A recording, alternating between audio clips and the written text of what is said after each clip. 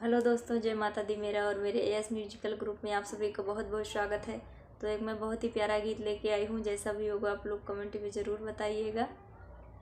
शिव की धनुहिया का तोड़ दियो रे दशरथ के लालन माँ। शिव की धनुहिया का तोड़ दियो रे दशरथ के लालन माँ। जाई के पहुँचे जनक नगरिया, जाई के पहुँचे जनक नगरिया, जनक नगरिया हो जनक नगरिया।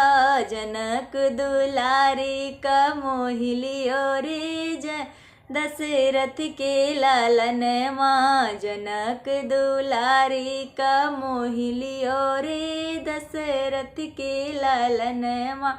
शिव की धनुहिया को तोड़ दियो रे दशरथ के लालन माँ। शिव की धनुहिया का तोड़ दियो रे दशरथ के लालन माँ। जाई के पहुँचे लंका नगरिया, जाई के पहुँचे लंका नगरिया, लंका नगरिया हो लंका नगरिया। रावण के राज बिगाड़ दियो रे दशरथ के लालन माँ। रावण के राज बिगाड़ दियो रे दशरथ के लालन माँ। शिव की धनुहिया का तोड़ दियो रे दशरथ के लालन माँ। शिव की धनुहिया का तोड़ दियो रे दशरथ के लालन माँ।